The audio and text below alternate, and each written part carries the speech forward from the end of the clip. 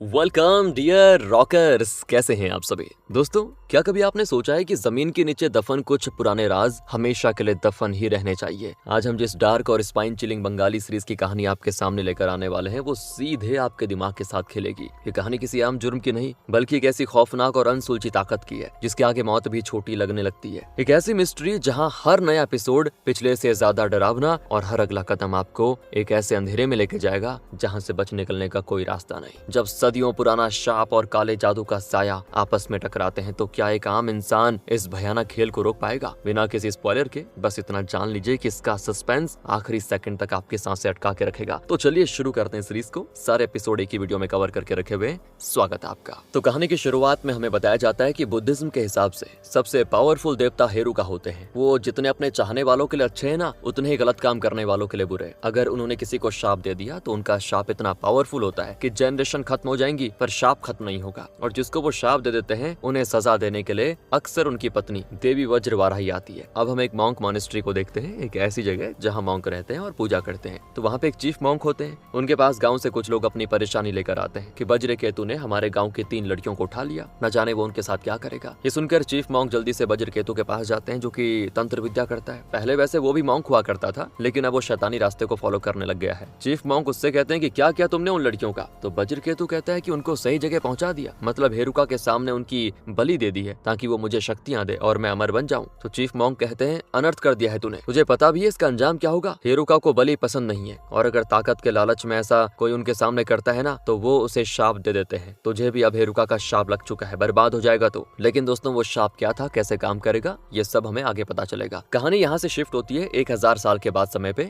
यानी कि 2026 में। और हम शुभू नाम के बंदे को देखते हैं। वो एक जगह पे जमीन देखने जा रहा होता है जो उसको बड़े सस्ते में मिल रही है। वो गाड़ी वाले से कहता है कि भाई ये एरिया ठीक तो है ना, मुझे इतनी सस्ती जमीन मिल रही है, कहीं कोई दिक्कत तो नहीं है। गाड़ी वाला कहता है जगह तो ठीक है लेकिन गाँव वालों का कहना है कि वो जगह भूतिया है, इसीलिए गाँव का कोई भी उस जगह को नहीं खरीदता, बस इसीलिए आपको सस्ते में मिल रही है। शुभू को क्या था दोस्तों, भूतों पर विश्वास नहीं था, इसलिए वो आराम से प्लॉट देखने चला जाता है। इसके बाद हम शुभू के घर का सीन देखते हैं। उसकी भाभी उर्मी अपनी काम वाली से कहती है पीछे गार्डन की सफाई कर देना, काफी दिनों से साफ नहीं हुआ। तो काम वाली कहती है आप फिक्र मत करो, मैं कर दूंगी। इसके बाद वो काम वाली जब गार्डन में आती है उसको पेड़ के नीचे दोस्तों एक पुरानी मूर्ति नजर आती है जो कि हेरुका की होती है। और हैरानी की बात यह है कि इसी मूर्ति के सामने 1000 साल पहले वज्रकेतु रिचुअल कर रहा था। अब काम वाली को लगता है कि घर में कोई इसको यहाँ पे लेकर आ गया होगा गलती से, इसीलिए वो उसको वापस घर के मंदिर में रख देती है और पूजा करके मंदिर से बाहर निकल जाती है। लेकिन दोस्तों पूजा होते ही ना वो मूर्ति चमकने लगती है, ठीक वैसे ही जैसे 1000 साल पहले चमकी थी। क्या ये कोई संकट की निशानी है, पता नहीं, आगे पता चलेगा। इधर शुभू जिस गाड़ी से जा रहा था वो अचानक में खराब हो जाती है, फिर उसको पैदल ही आगे बढ़ना पड़ता है। लेकिन जब ना वो उस जंगल वाले एरिया में पहुंचता है तभी उसको किसी लड़की की डरावनी आवाज आती है जो उससे ये कह रही थी कि चले जाओ यहाँ से। अब ये सुनकर शुभू डर जाता है लेकिन वो वहाँ से जा पाता इससे पहले ही जमीन से एक भयानक हाथ बाहर निकलता है और शुभू को पकड़कर अंदर घसीटने की कोशिश करता है। पर तभी वहाँ पे कृष्णा नाम का एक आदमी आता है दोस्तों। वो कुछ मंत्र वगैरह पढ़ता है, इससे वो हाथ वहाँ से चला जाता है और इस तरह शुभू की जान बच जाती है। फिर कृष्णा पुलिस को वहाँ पे बुलाकर खुदाई करने को कहता है और खुदाई करने पर उनको एक लड़की का कंकाल मिलता है। कृष्णा पुलिस वाले से कहता है कि इस लड़की को 4 साल पहले मारा गया है लेकिन इसकी आत्मा को शांति नहीं मिली, इसीलिए ये आने जाने वाले लोगों को परेशान करती रहती है। और ये चीज हमें इतना तो क्लियर कर देती है कि कृष्णा कोई नॉर्मल बंदा नहीं है। पूरे गांव वाले उस पर आंख बंद करके भरोसा करते हैं, यहाँ तक कि पुलिस वाले भी उसकी बातें मानते रहते हैं क्योंकि वो जो भी कहता है हमेशा सही कहता है। और गांव वालों का कहना है कि कृष्णा इंसान नहीं बल्कि आसमान से भेजी भी कोई चीज है जो लोगों को प्रोटेक्ट करने आया हुआ है। शुभू भी कृष्णा का शुक्रिया अदा करता है उसकी जान बचाने के लिए और प्लॉट देखे बगैर गाँव से चला जाता है। उसको दोस्तों अब आत्माओं पर थोड़ा विश्वास हो जाता है। अब हम उर्मी को देखते हैं। वो अपने पति से कहती है कि आप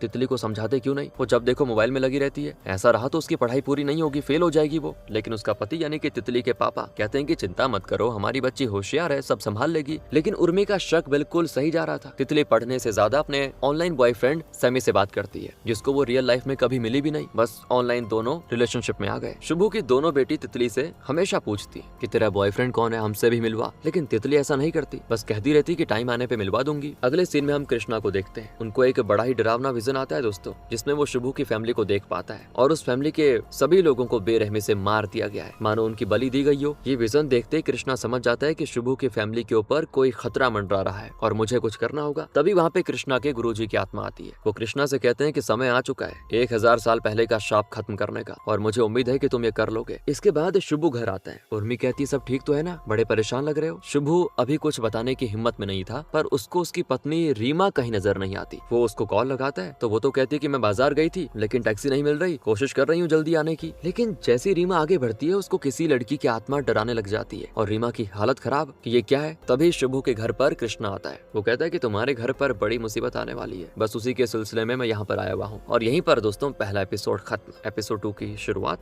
20 साल पहले के सीन से होती है, जहाँ पर हम तेजस नाम के लड़के को देखते हैं जो अपनी माँ के साथ रहता है। उसके पिता इस दुनिया में नहीं है, सिर्फ माँ ही है। तो आज जब उसकी माँ सब्जी काट रही होती है उस टाइम बाहर बहुत सारे कुत्ते भौंकने लग जाते हैं, जिनकी आवाज से तेजस का दिमाग खराब हो जाता है। वो कई बार उन्हें चुप होने को कहता है, लेकिन उसकी माँ कहती है कि रहने देना, अपने आप चुप हो जाएंगे। लेकिन तेजस नहीं मानता और गुस्से में सीधे उन कुत्तों के पास जाता है और सब्जी काटने वाले चाकू से उन कुत्तों की गर्दन उड़ा देता है। इतना गुस्सा। अब ये नजारा देखकर तो उसकी माँ सदमे में चली जाती है कि ये क्या किया तूने। तो तेजस कहता है कि माँ अब ये कभी नहीं चिल्लाएंगे। अरे मैं हमेशा शांत करता रहता था, इनको होते ही नहीं थे। दोस्तों उसने जो भी किया वो तो छोड़ो, लेकिन उसकी माँ ने आज पहली बार अपने बेटे का ये शैतानी रूप देखा जो उसकी रूह कपा देता है। और अब प्रेजेंट में रीमा उस लड़की की आत्मा से बचते हुए जैसे घर के पास आती है, तभी वहाँ पे कृष्णा और शुभू आ जाते हैं। वो रीमा को संभालते हैं। इसके बाद तो कृष्णा अपने मंत्रों के जरिए चेक करता है पहले कि यहाँ पे कोई आसपास आत्मा वगैरह तो नहीं है, लेकिन उसे पता चल जाता है कि यहाँ पे कोई आत्मा मौजूद थी जो बहुत ही ज्यादा खतरनाक थी। लेकिन अच्छा हुआ रीमा की जान बच गई, वरना आज अनहोनी हो जाती। कृष्णा फिर पूरे घर वालों को बताता है कि घर पे मुसीबत का साया है, इसे ठीक करना होगा। शुभू और रीमा उस पर यकीन कर तो लेते हैं, लेकिन तितली के पिता को यकीन नहीं होता। वो भूतों पर भरोसा नहीं करते थे। वो कहते हैं ये तो बकवास बातें कर रहे हो, पैसा कमाने के चक्कर में चले जाओ यहाँ से। और शुभू कृष्णा से अपने भाई के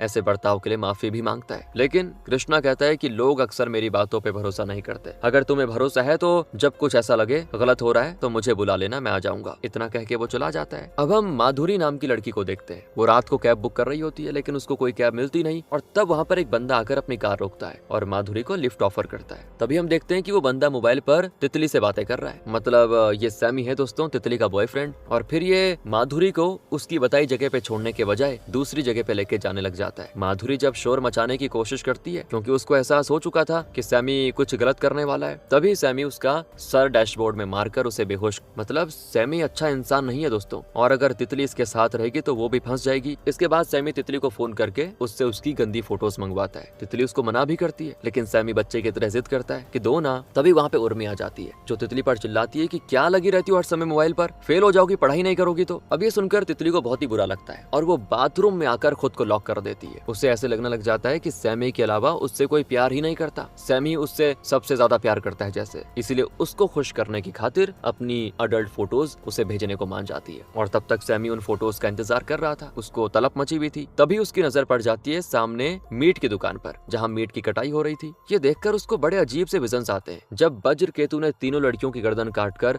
उनकी हत्या की थी, कुछ वैसा होता है दोस्तों, मतलब ऐसा विजन आता है। और उसी टाइम सैमी के हाथ पर एक अजीब सिंबल भी बन जाता है जो काफी डरावना होता है। अब इस सिंबल और उस विजन का सैमी को दिखाई देने का मतलब क्या था, आगे इंतजार करिए उसका। तो सैमी यहाँ से अपने अड्डे पर आता है जहाँ उसके दो दोस्त मौजूद थे, और यहाँ पर पता चलता है कि ये तीनों लड़कियों का अपहरण करके उन्हें बेच देते हैं। बेचने के पहले वो उनके साथ मजे भी करते हैं। और अब सैमी के लिए उसका अगला शिकार तितली होने वाली थी, क्योंकि उसको पता था तितली मेरे प्यार में पागल हो चुकी है, मैं जब बुलाऊंगा आ जाएगी और उसी टाइम मैं अपहरण कर लूंगा उसका। ये इनका प्लान है दोस्तों। यहीं पर सेकंड एपिसोड खत्म होता है। आगे तीसरा शुरू होता है, तो जहाँ पे हमें तेजस को दिखाया जाता है। वो एक महिला बाथरूम में नहाने जाता है, चुपके से उसकी वीडियो रिकॉर्ड कर लेता है। गाँव वाले जब उसको ये करते हुए देखते हैं तो वो वहाँ से भागना शुरू करता है, किसी के हाथ वो आता नहीं। इसके बाद वो गाँव से दूर आकर एक बंदे को वो वीडियो बेच देता है चंद पैसों के बदले। मतलब तेजस अब इतना ज्यादा बिगड़ चुका है दोस्तों कि वो इतनी गिरी हुई हरकत करने लग गया है। और ये तो कुछ भी नहीं है, आगे तो वो और बुरा करने वाला है, क्योंकि जिस सैमी को हम देख रहे हैं वो तेजस ही है, जो आज के दिन से ही गांव छोड़कर भाग जाता है। और अब वो क्या करता है वो तो आप जानते ही हैं। अब प्रेजेंट टाइम पर दोस्तों काम वाली शुभू के घर में पूजा कर रही होती है, और जैसे ही वो उस हेरुका की मूर्ति पर फूल चढ़ाती है, घर की लाइट्स बंद हो जाती है। उर्मी ये देखकर परेशान कि लाइट्स को क्या हो गया। और वो जब चेक करने जा रही होती है, उसको एक जगह पे तितली नजर आती है जो दूसरी तरफ मुंह करके खड़ी थी। लेकिन जैसी उर्मी उसके करीब आती है ना, मानो उर्मी को हार्ट अटैक आ गया हो, क्योंकि वो तितली नहीं बल्कि एक लड़की की आत्मा थी जिसकी शक्ल उन तीन में से एक है जिसे वज्र केतु ने मारा था। समझ रहे हो ना दोस्तों आप? मतलब उन तीनों लड़कियों की आत्मा ही अब शुभू के घर वालों को परेशान कर रही है। उर्मी इस चीज से बहुत ज्यादा डर जाती है। वो पहले कृष्णा को घर बुलाती है। उसका पति मना करते रह जाता है कि कृष्णा बहरूपिया है, लेकिन वो नहीं सुनती। कृष्णा घर आने के बाद सभी से कहता है कि 3 लड़कियों की आत्मा आपके घर में आई है, जो करीब 1000 साल से बदले की आग में झुलस रही है। लेकिन आत्मा ऐसे अचानक से अंदर नहीं आ सकती। क्या आप में से किसी ने कोई अजीब और पुरानी चीज को घर में रखा है? सभी ना में जवाब देते हैं, क्योंकि हेरुका की मूर्ति को तो काम वाली ने रखा था ना, जो आज छुट्टी पे है, और उसी मूर्ति की वजह से वो तीनों आत्माएं इस घर में प्रवेश कर चुकी हैं। शुभू की बेटी बताती है कि जब मैं बाथरूम में थी तो मैंने वहाँ भी एक आत्मा को देखा। मुझे बहुत ही ज्यादा डर लग रहा है। इस तरह पूरा परिवार एकदम डरा होता है। तो कृष्णा कहता है कोशिश कर रहा हूँ सब ठीक करने की, लेकिन आत्मा यहाँ आई कैसे, पहले ये तो पता चले, तभी कुछ हल निकल पाएगा। इसके बाद रात को सैमी तितली को वीडियो कॉल करता है, इसीलिए वो सभी से छुपाकर टेरेस पे बात करने चली आती है। सैमी तितली को घर से भागकर उसके पास आने के लिए मना रहा है। वो ये कहता है कि देखो मैं हमेशा तुम्हारा ख्याल रखूंगा, बस मेरे पास आ जाओ। और तितली पहले से डरी हुई थी, तो वो सोचती चली जाती हूँ, घर से छुटकारा मिल जाएगा। लेकिन तभी वहाँ पे कृष्णा आ जाता है, जो टेरेस पे मौजूद था। उसको देखकर भी तितली डर जाती है कि कहीं इसने मेरी बात तो नहीं सुन ली। लेकिन कृष्णा ने बातें नहीं सुनी थी, इसीलिए वो उसको अंदर भेज देता है कि रात को बाहर घूमना ठीक नहीं है छत में। तितली घर के अंदर तो आ जाती है, लेकिन अब वो अपना सामान पैक करने लगी थी ताकि सैमी के साथ भाग सके। और सामान पैक करते करते उसको शुभू की दोनों बेटियां देख लेती हैं और कहती हैं ये क्या कर रही हो? तितली सारी बात बता देती है कि मैं सैमी के साथ जा रही हूँ, किसी को बताना मत। तो वो दोनों कहती है कि हमें भी साथ लेकर चलो ना, हम भी यहाँ नहीं रहना चाहती। तुम नहीं लेकर गई ना तो सभी को बता देंगे तुम्हारे बारे में। इसीलिए तितली उनको भी साथ ले जाने को तैयार हो जाती है, ताकि बाद में सैमी से कहकर इन्हें घर पहुंचा देगी। लेकिन दोस्तों उसे क्या पता था कि अब सैमी के लिए तो वो क्या कहते हैं उसको, एक चीज पे 2 फ्री, वो वाली चीज हो गई। वो तीनों को बेच देगा। अगले दिन जब तीनों लड़कियां घर पे नहीं होती तो सारे लोग परेशान कि ये तीनों कहाँ चली गई। और तभी काम वाली पूजा करते हुए हेरुका की मूर्ति पर फूल चढ़ा देती है। और जैसे ही मूर्ति की शक्ति उजागर होती है, उसी टाइम कृष्णा को पता चल जाता है कि कुछ तो गड़बड़ हुई है। वो जल्दी से मंदिर जाता है जहाँ उसको मूर्ति नजर आती है, और उसको देखते वो समझ जाता है कि पक्का इसी की वजह से आत्माएं घर में आई है। और अब तीनों लड़कियां भी गायब है। इसका मतलब मैंने बहुत देर कर दी इस शाप के सोर्स का पता लगाने में। उन तीनों लड़कियों के साथ कुछ अनहोनी ना हो जाए, इसीलिए कृष्णा दोस्तों कुछ सोचता है। मतलब फिलहाल तो उसको ये लग रहा है कि लड़कियों के गायब होने और इस मूर्ति के शाप में कुछ तो कनेक्शन है। पूरे घर वाले परेशान थे। तितली के दोस्तों को फोन लगाते हैं, लेकिन उन्हें भी कोई खबर नहीं होती। यहीं पर तीसरा खत्म होता है एपिसोड। और अब चौथे की शुरुआत होती है तेजस से, यानी सैमी की माँ से। ये तेजस ही सैमी और सैमी ही तेजस है दोस्तों, ठीक है। सैमी की माँ बेचारी अकेली हो गई थी, क्योंकि सैमी उसको छोड़ के चला गया था। गांव वाले हमेशा उसका मजाक बनाते थे कि कैसा बेटा पैदा किया, सबसे घटिया इंसान है वो, मर जाए तो बेहतर है। डेली के तानों से सैमी की माँ परेशान हो चुकी थी। उसको उसकी सासू माँ की बात याद आती थी, जब उन्होंने उसको वही हेरुका वाली मूर्ति देते हुए कहा था कि बेटा हमारी जनरेशन हमेशा इस मूर्ति को संभाले हुए आई है, और अब तुम्हारे पति के मरने के बाद सैमी ही बचा हुआ है जो हमारी फैमिली को आगे बढ़ा सकता है। हमारी फैमिली के बड़े बुजुर्ग हमेशा यही कहते थे कि अगर घर से ये मूर्ति बाहर गई तो सब खत्म हो जाएगा, इसीलिए इसको संभाल के रखना। लेकिन अभी सैमी की माँ के पास वो मूर्ति नहीं है, क्योंकि वो मूर्ति तो शुभू के घर पे है, लेकिन वो वहाँ पे गई कैसे ये कोई नहीं जानता। तो मूर्ति के ना होने पर सैमी की माँ समझ जाती है कि इसी वजह से सैमी ऐसा बिगड़ गया और अब वो लौट कर नहीं आएगा। हमारी जनरेशन शायद अब से खत्म होने वाली है। इतना कहकर वो आत्महत्या कर लेती है। अब सैमी के बच्चे हुए तभी उसकी जनरेशन आगे बढ़ेगी, वरना सब खत्म हो जाएगा। और इधर कृष्णा जब सभी को परेशान देखता है तो वो मूर्ति को देखते हुए कहता है कि यही मूर्ति की वजह से सब गड़बड़ हो रही है। इस मूर्ति से जुड़ा है मुसीबत का राज, और शायद इसी के चलते तीनों लड़कियां गायब हुई हैं। वो तितली के कपड़ों पर मंत्र पढ़कर उसकी लोकेशन ढूंढने की कोशिश करता है, जिससे उसको थोड़ी बहुत लोकेशन मिल जाती है, मतलब एवरेज कि यहाँ पे आसपास होगी। लेकिन तभी उसका यह विजन कोई दूसरी ही शक्ति ब्लॉक कर देती है, इसलिए अच्छे से कृष्णा देख नहीं पाता कि तीनों कहाँ पे मौजूद है। कृष्णा हैरान कि ऐसा कौन शक्तिशाली आ गया जिसने मेरे विजन को ब्लॉक कर दिया। इसका मतलब साफ है कि तीनों लड़कियां बहुत ही बड़ी मुसीबत में हैं, और जो भी उनके साथ है वो बहुत ही खतरनाक है। कृष्णा अपने गुरुजी से भी मदद मांगता है, लेकिन वो कहते हैं कि समय आने पर सब पता चल जाएगा ये शाप क्या है, लेकिन तुम्हारे जो भी सवाल है उनका जवाब तुम्हें इसी मूर्ति से मिलेगा। इतना बताकर गुरुजी वहाँ से गायब हो जाते हैं। तो कृष्णा सभी गाँव वालों से कहता है कि क्या आप लोग सोमपुर में मौजूद मोनेस्ट्री को जानते हैं? ये वही जगह थी जहाँ पर वज्र केतु ने वो रिचुअल किया था। अभी कृष्णा को लग रहा था कि कहीं इस शाप का राज इस फैमिली से तो नहीं जुड़ा, इसी वजह से मूर्ति अचानक इस घर में आ गई, ये लग रहा है कृष्णा को। तो ये सुनकर शुभू बताता है कि हाँ मैं जानता हूँ उस मॉन्स्ट्री को, ये बात हमारी बहुत पुरानी जनरेशन से जुड़ी हुई है। कई 100 साल पहले वहाँ पे हमारे चीफ मॉन्क रहते थे, क्योंकि हम उसी चीफ मॉन्क की फैमिली से आते हैं, बस इसीलिए मुझे पता है। ये सुनकर कृष्णा समझ जाता है कि जो 1000 साल पहले नहीं हुआ वो अब होने वाला है। ये मूर्ति का इस घर में आना बेवजह नहीं था, ये सब दोबारा रिपीट हो रहा है। लेकिन क्या रिपीट हो रहा है और असल में शाप क्या है, वो सब हमें आगे पता चलेगा। तो अब कृष्णा शुभू को लेकर उस मोनेस्ट्री की ओर निकल पड़ता है ताकि वहाँ पे जाकर वो उन तीनों लड़कियों की लोकेशन निकालेगा, क्योंकि यहाँ पे तो फिलहाल उसके विजन्स काम नहीं कर रहे, लेकिन उस मोनेस्ट्री में हो सकता है वो काम कर जाए, क्योंकि सब वहीं से जुड़ा हुआ है। और इधर सैमी, तितली और बाकी दोनों लड़कियों को एक रेस्टोरेंट लेकर आ जाता है और उनको बढ़िया बढ़िया खाना खिलाता है। तीनों बड़ी खुश होती है कि हमने सैमी पर भरोसा करके अच्छा किया, लेकिन उनकी गलतफहमी उसी टाइम दूर हो जाती है, क्योंकि खाने में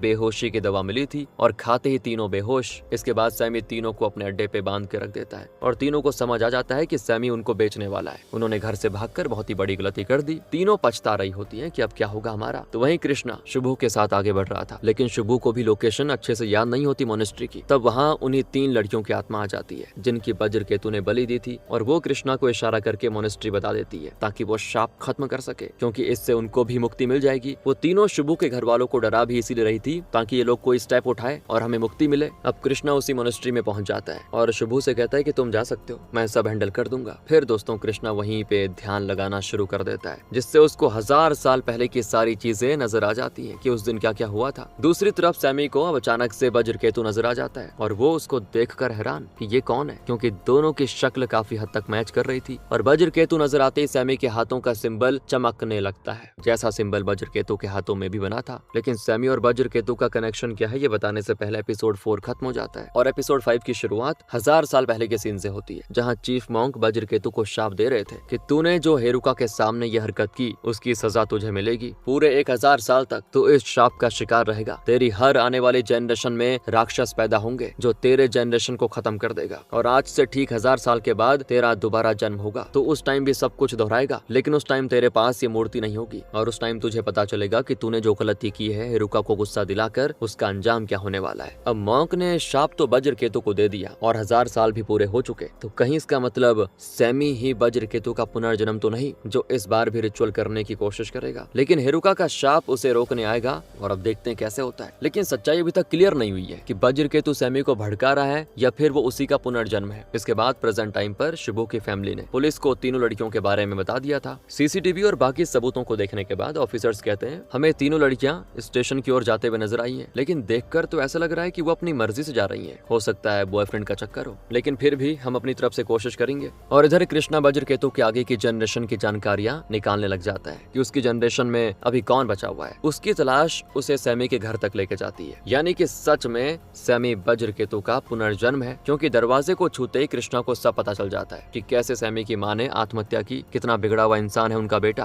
क्योंकि वो श्राप में ही था कि हर आने वाली जनरेशन में एक इंसान ऐसा होगा जो बहुत ही बुरा होगा, शैतान होगा। और अभी के टाइम में वो सैमी है, और अभी वो आखिरी इंसान बचा हुआ है इस फैमिली का। वो मरेगा तभी जाकर श्राप खत्म होगा। लेकिन यहाँ कृष्णा के पास सबसे बड़ा सवाल वही था कि तीनों लड़कियां कहाँ गई होंगी। कहीं सैमी उनकी तो बलि नहीं देने वाला दोबारा। सेम ऐसा ही सैमी के साथ भी था। उसको वज्र केतु अपने वश में ले लेता है और उसको अपने आप को पहचानने को कहता है कि याद करो तुम्हारा मकसद क्या है। तब जाकर सैमी को सब याद आ जाता है कि उसको अब तीनों लड़कियों की बलि देनी है, ताकि 1000 साल पहले जो रिचुअल पूरा नहीं हुआ था वो आज पूरा हो सके। लेकिन जब तक वो ये करता तब तक तीनों लड़कियां मौका देखकर वहाँ से भाग जाती। भागते हुए उन्हें कुछ समझ नहीं आता कि वो कहाँ पर है और कहाँ जाए, और तब किस्मत से उनको वहाँ पर पुलिस वैन नजर आती है। इसलिए वो तुरंत उस ऑफिसर से मदद मांगती है और सारी बात बताते हैं उनको। ऑफिसर उनको वैन में डालकर पुलिस स्टेशन की तरफ जाने लग जाता है। वहीं से कृष्णा भी गुजर रहा था और तभी उसको ऐसा एहसास होता है कि तीनों लड़कियां पास में मौजूद हैं, क्योंकि वो वैन से गुजर रही थी वहीं से। इसलिए वो देखने जाता है कि तीनों लड़कियां कहाँ हैं, लेकिन उसको वो नहीं मिलती। पर कृष्णा समझ चुका था कि लड़कियां तो हैं आसपास ही कहीं। इधर तीनों लड़कियों ने सोचा था कि पुलिस वाले उनको पुलिस स्टेशन लेके जा रहे होंगे, जबकि असल में वो ऑफिसर सैमी का ही पार्टनर था। वो तीनों को सैमी के अड्डे पे लेके वापस जाता है, जो देखकर वो तीनों एकदम से हैरान। सैमी तो बड़ा गुस्सा हो चुका था कि हिम्मत कैसे आई तुम्हारी भागने की, और वो गुस्से में तितली के साथ गलत काम करने की भी सोचता है। लेकिन तब उसको सामने देवी वज्र वाराही की फोटो नजर आती है, और उसकी शक्तियों की वजह से सैमी ये गलत हरकत नहीं कर पाता। लेकिन क्योंकि उसको बलि तो चढ़ानी थी, रिचुअल पूरा करना था, इसलिए वो ये तैयारी कर लेता है। सारा सामान इकट्ठा करता है और जो वज्र केतु ने 1000 साल पहले किए थे उसी तरह की पूरी प्रोसेस करता है। अब एपिसोड 6 यानी कि लास्ट एपिसोड की शुरुआत में सैमी हेरुका और वज्र वाराही की स्केच दीवार पे बना देता है, क्योंकि उसके पास वो मूर्ति नहीं थी, इसलिए वो इस तरह से रिचुअल करना चाह रहा है। और सब कुछ उसी शाप के अनुसार चल रहा होता है, क्योंकि शाप में ये कहा गया गया था ना कि 1000 साल के बाद ये रिपीट होगा, तो वही रिपीट हो रहा है चीजें। लेकिन वज्रकेतु के पास मूर्ति नहीं थी और श्राप में ये भी बोला गया था कि मूर्ति नहीं होगी तो बहुत बुरी तरह मरेगा, और वो श्राप अपने आप काम कर रहा है दोस्तों। तो वहीं तितली के घर पर ऑफिसर कहता है कि हमने तितली के फोन की लोकेशन ट्रेस कर ली है, जो कि एक पुराने गोडाउन की बताई जा रही है। हमने वहाँ की पुलिस को कॉन्टैक्ट कर दिया है, वो उनको बचा लेंगे। सभी परिवार वाले खुश होते हैं कि चलो ठीक है। लेकिन दोस्तों ये गोडाउन वहीं पे होता है जहाँ तीनों लड़कियां हैं, और जैसे तीनों की फोटो सैमी के पार्टनर ऑफिसर को मिलती है, वो परेशान हो जाता है कि सभी पुलिस वाले यहाँ पर आते होंगे, इसीलिए वो सैमी को सारी बातें बताने निकल जाता है। इसके बाद तो सैमी सबसे पहले तितली की बलि देने की सोचता है ताकि रिचुअल पूरा करने में इस बार कोई बाधा ना आए। लेकिन इसी बीच कृष्णा वहाँ पे पहुँच जाता है, जो अपनी शक्तियों से उसे रोकता है। सैमी बिल्कुल हैरान कि आखिर तू है कौन और यहाँ पे कैसे, और जिस पर कृष्णा तब ये कहता है कि मैं वो हूँ जिसे काम दिया गया है तुझे रोकने का। मैं बता देना चाहता हूँ कि तेरा समय पूरा हो चुका है, तेरा खात्मा करेंगी देवी वज्रवाराही, क्योंकि यही शाप में लिखा था कि 1000 साल के बाद देवी वज्रवाराही इंसानी रूप में आएंगी और तेरा खात्मा करेंगी। कृष्णा तितली से कहता है कि तुम्हें कोई नहीं मार सकता, क्योंकि तुम्हारे अंदर ही उनकी शक्तियां हैं, उन देवी की शक्तियां। तो दोस्तों जैसा कि हमें पता है तितली चीफ मॉन्क की जनरेशन से है, इसीलिए उसके अंदर उन देवी की शक्ति है। लेकिन ये तितली खुद नहीं जानती थी, इसीलिए कृष्णा उसको बताने की कोशिश करता है कि अपनी शक्तियों को पहचानो। पर तभी वहाँ वो ऑफिसर आकर कृष्णा को शूट कर देता है, जिससे कई सारी गोली उसको लग जाती है। और कृष्णा मरते हुए भी यही कहता है तितली से कि तुम्हें वज्रकेतु को खत्म करना होगा। इतना कहकर वो वहीं पे दम तोड़ देता है। यही चीज तितली के लिए इतना ज्यादा गुस्सा और दर्द देने वाली थी कि उसकी शक्तियां उजागर हो जाती हैं, और फिर वो ले लेती है देवी वज्रवाराही का रूप, और वो इतनी गुस्से में होती है कि बड़े से बड़ा शैतान उनको अब देख ना पाए। वज्रकेतु भी उनके सामने झुककर माफी मांगता है कि मुझसे गलती हो गई, माफ कर दीजिए। लेकिन दोस्तों वो देवी उसे माफ नहीं करती, उसका गला काट देती है। अब जाकर वो शाप खत्म हुआ था। इसके बाद वो उस ऑफिसर और सैमी के दोनों साथियों को भी मार डालती है, और फिर वो कृष्णा को वापस जिंदा कर देती है, क्योंकि अभी उसको और भी शैतानों का खात्मा करना है, वो इतनी जल्दी नहीं मर सकता। इसके बाद तितली अपने नॉर्मल रूप में आ जाती है। उसको कुछ याद नहीं होता कि उसके साथ अभी क्या हुआ था, लेकिन कृष्णा को सब पता था। अब वहाँ पुलिस वाले आ जाते हैं, जिन्हें सैमी और बाकी सभी की लाशें नजर आती हैं। साथ ही तितली के शरीर पर खून लगा होता है। ये देखकर वो समझ जाते हैं कि तितली ने अपने आप को और दोनों बहनों को बचाने के लिए सभी की सेल्फ डिफेंस में हत्या कर दी, इसलिए उनको घर भेजा जाता है, जहाँ तितली घर वालों को बताती है कि कृष्णा ने हमें बचाया, अगर वो नहीं होते ना तो बच नहीं पाते हम। कृष्णा भी उस मूर्ति को ले जाकर एक खास जगह पे दफन कर देता है, ताकि आइंदा कभी कोई इसी श्राप का शिकार ना हो। उसके गुरुजी कहते हैं कि बहुत ही अच्छा काम किया कृष्णा तुमने, लेकिन अभी काम खत्म नहीं हुआ है, बहुत से काम करने बाकी है। मतलब दोस्तों अभी नेक्स्ट सीजन आएगा, क्योंकि यहीं पे सीरीज खत्म हो जाती है। बाकी अगर आपको अच्छी लगी, उस स्टोरी में मजा आया हो, लाइक करें, शेयर करें। मिलते हैं अगली वीडियो में। ध्यान रखें अपना। Thanks for watching.